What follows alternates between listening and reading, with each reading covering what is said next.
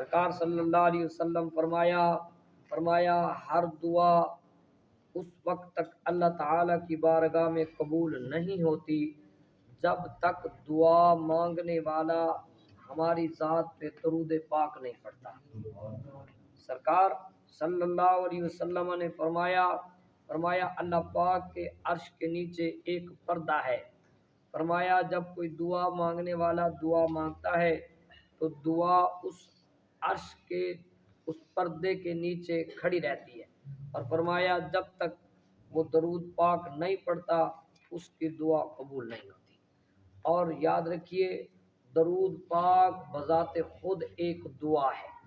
اور تمام دعاؤں سے افضل ترین دعا ہے۔ جب بندہ درود پاک پڑھتا ہے، توجہ رکھو میرے بھائیو، جب درود پاک پڑھتا ہے تو کہتا ہے اللہم صلی علی، یعنی اللہ کی بارگاہ میں بندہ دعا کرتا ہے اور کہتا ہے اے اللہ میری تو اوقات نہیں، میری تو یہ حیثیت نہیں، مجھ میں اتنی ہمت بھی نہیں کہ تیرے محبوب پاک صاحب لولاک صلی اللہ علیہ وسلم کا نام لے سکوں، لہذا اے کریم میں تیری بارگاہ میں عرض کرتا ہوں، میں تو نہیں تیرے محبوب کی شان بیان کر سکتا، اور تو قادر مطلق ہے، اپنے محبوب کو اپنی شان کے مطابق ان پر درود بھی بھیج، ان پر سلام بھی بھیج۔ سبحان اللہ، گویا درود پاک پڑھنے والا سرکار کے لیے دعا مانگتا ہے اللہ کی بارگاہ میں۔ جب حضور نے فرمایا جب بندہ دوسرے کے لیے دعا مانگتا ہے تو اللہ تعالیٰ اس کی دعا کو بھی قبول فرما لیتا ہے۔ لہذا جو درود پڑھتا ہے تو گویا اللہ تعالیٰ اس کی بھی دعا کو قبول فرماتا ہے۔ حصول برکت کے لیے محبت اور ذوق کے ساتھ ذرا وجد اور شوق کے ساتھ جمعے کا سونا دن اور پیاری گھڑی ہے، ذرا مل کے پڑھ دیجئے اللہم صلی علی سیدنا و مولانا محمد وعلی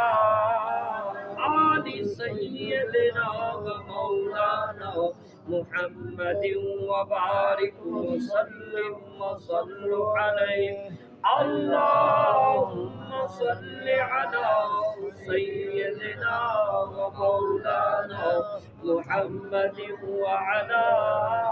آل سیدنا و مولانا محمد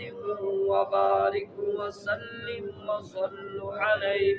اللہم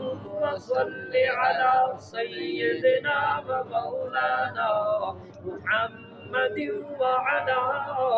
آل سیدنا و مولانا محمد وبارک وسلم وصلو علیہ۔